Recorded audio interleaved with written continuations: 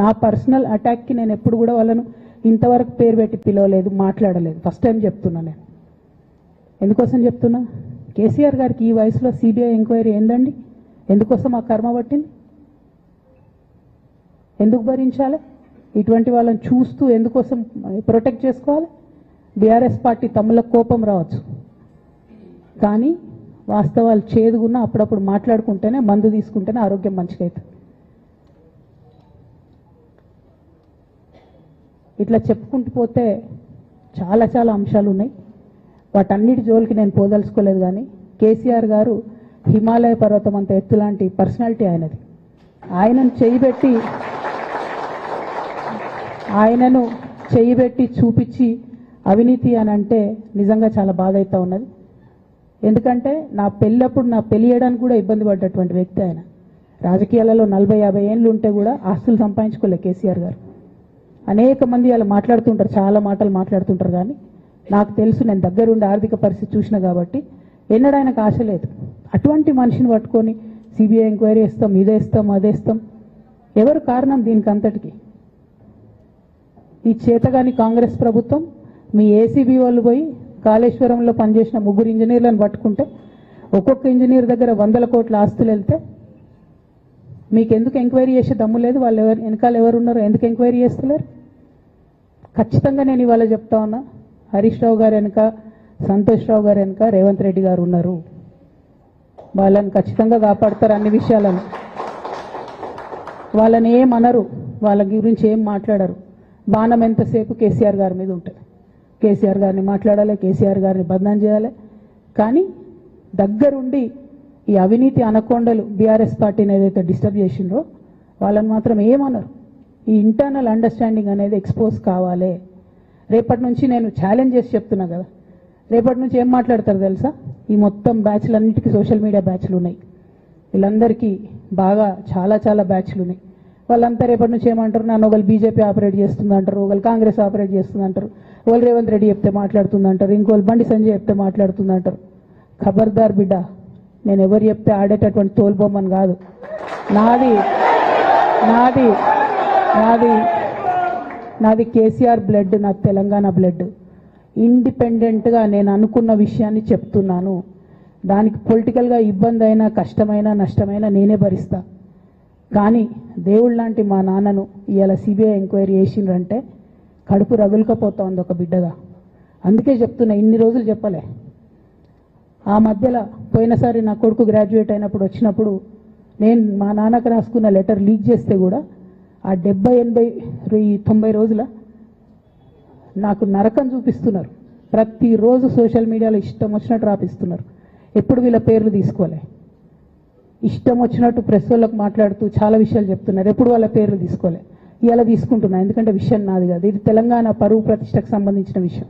ఇలా దేశంలో ఏ మూలకు పోయినా, ఎక్కడికి పోయినా కేసీఆర్ అంటే ఒక మహానాయకుడు, త్యాగం చేసిన నాయకుడు అని చెప్పి మాట్లాడతారు.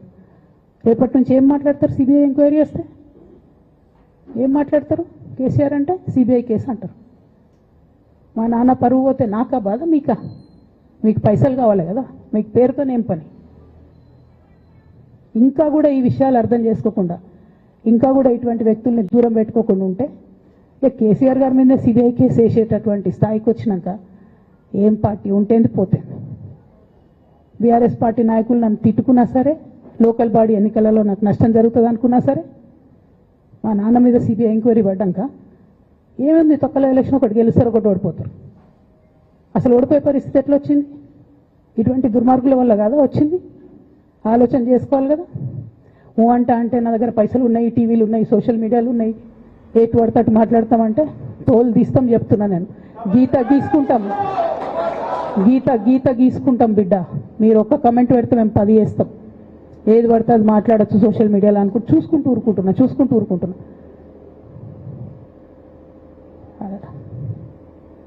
పెద్ద సార్ దగ్గరకు వచ్చినాక ఇక కాంప్రమైజ్ అయ్యేది ఏం లేదు.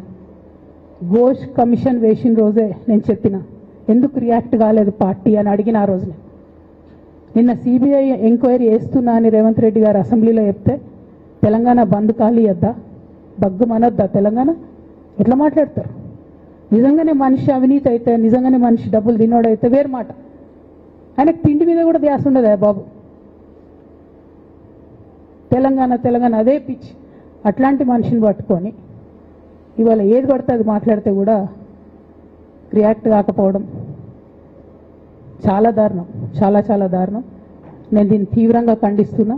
At the same time Congress government PC కోర్స్ కమిషన్ వేసిండ్రు. రెండేళ్ల నుంచి టైంపాస్ చేస్తారు. ఆ కమిషన్ రిపోర్ట్ వచ్చింది. ఆ రిపోర్ట్ నిన్న అసెంబ్లీలో పెట్టిండ్రు. ఇంకా దానికి ఏమిట్లకేం లేదు, దాంట్లోకి ఏం చర్యలు తీసుకుంటారో చెప్పారు, ఏం చేస్తారో చెప్పారు. తక్కువ మంది సిబిఐకి ఇచ్చేస్తారు. అంటే ఇది ప్రీ ప్లాన్డ్, ప్రీ మెడిటేటెడ్, ఖచ్చితంగా కేసీఆర్ గారి ప్రతిష్ట దెబ్బతీయాలనేటటువంటి ప్రీ మెడిటేటెడ్ అటాక్ తప్పితే ఇంకోటి కాదు. ఇన్ని ఏజెన్సీస్ ఉన్నాయి రాష్ట్ర ప్రభుత్వంలో. మీ ఏసీబీకే దొరికింది కదా ఇదే కాళేశ్వరంలో అవినీతి తిమంగళాలు. ఏమైంది అది? ఏమైంది? ఆ రిపోర్ట్ ఏమైంది? వాళ్ళ మీద చర్యలు ఏమైనాయి? దాని కంక్లూజన్ ఏంది? ఒక్క చిన్న ఎంక్వైరీ కూడా ఇప్పటివరకు కంక్లూడ్ చేయలేదు కాంగ్రెస్ గవర్నమెంట్. ప్రచారం ఎక్కువ, పని తక్కువ. ఎప్పుడైనా మీ తప్పిదాలు బయటపడుతున్నాయి అనుకుంటే, ఎప్పుడన్నా ప్రజలు తిరగబడతారు అనుకుంటే వెంటనే ఒక రిపోర్ట్ వేయాలి, వెంటనే కేసీఆర్ మీద ఒక ఆరోపణ చేయాలి. ఇప్పటికి కూడా రేవంత్ రెడ్డి గారికి కేసీఆర్ గారి పేరు చెప్పుకోకపోతే ఆయన ఫోటో కూడా పేపర్లో వేరేమని భయం పాపం. అందుకని ఆయన రోజు పొద్దుగాలేస్తే కేసీఆర్ని తిట్టుడే తప్పితే ఇంతవరకు కూడా వేరే ఆలోచన చేయడం లేదు. మేము డిమాండ్ చేస్తూ ఉన్నాం కాంగ్రెస్ ప్రభుత్వాన్ని, మీరు బట్టగాల్చి మీదేసినట్టు ఆరోపణలు వేయడం కాదు, మీకు దమ్ము ధైర్యం ఉంటే నేను పేర్లు కూడా చెప్పిన, చూడండి ఎక్కడి వరకు పోతారో చూస్తాం. మీకు అండర్స్టాండింగ్ లేకపోతే మీకు అండర్స్టాండింగ్ పెట్టుకొని కేసీఆర్ గారిని టార్గెట్ చేయడం ఇది పొలిటికల్గా కరెక్ట్ కాదు.